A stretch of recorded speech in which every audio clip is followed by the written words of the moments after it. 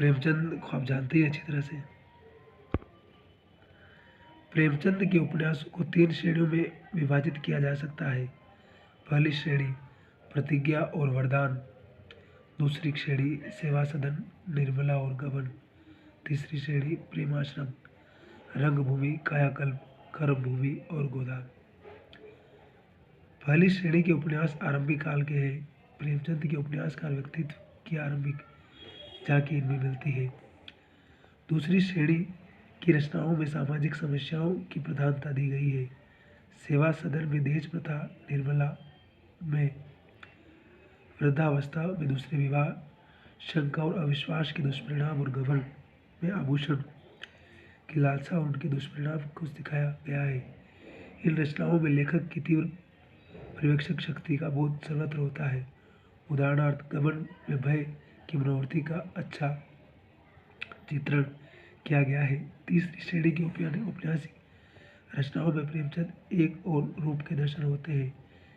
इसमें वे जीवन के एक और अंश के नहीं संपूर्ण जीवन की दृष्टा है। उनके उपन्यास किसी वर्ग विशेष तक सीमित नहीं रहते, पर समाज के सभी वर्गों के अंश के लिए नहीं संपूर्ण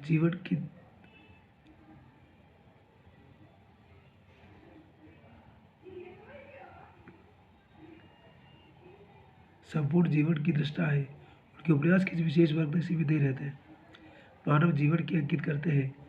रंगभूमि, कायाकल्प और कर्मभूमि में भारत में उस समय चल रहे राजनीतिक आंदोलन तथा गांधी जी के नेतृत्व में हो रहे समाज सुधार की झलक मिलती है। रंगभूमि में औद्योगिकरण के दुष्परिणाम का चित्रण है। काम के उजड़ने और किसानों के संकटों का वर्णन है।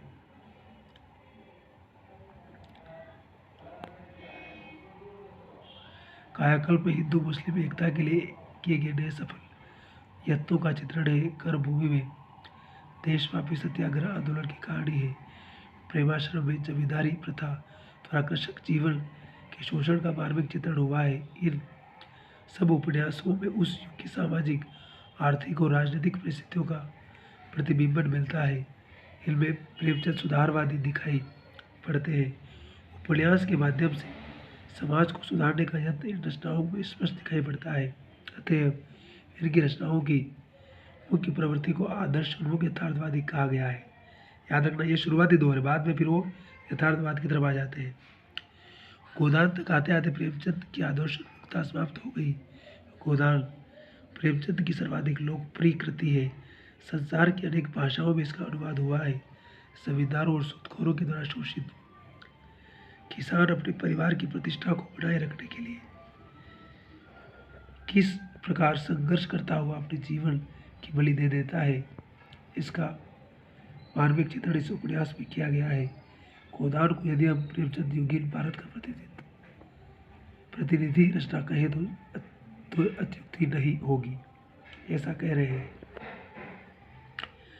क्योंकि उसमें जिस प्रकार से गोदान का जो नायक है होरी, वह अंततः ज़मीन से बेदखल होकर के अपनी मतलब मजदूर बन जाता है और अंततः मर जाता है, और उसकी पत्नी के पास गोदान करवाने तक के पैसे नहीं होते।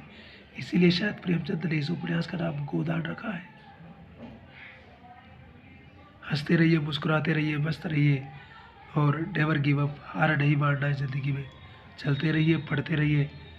Have a great day, enjoy your life, live the life, enjoy your life and live the life. Okay, शब्बा खैर।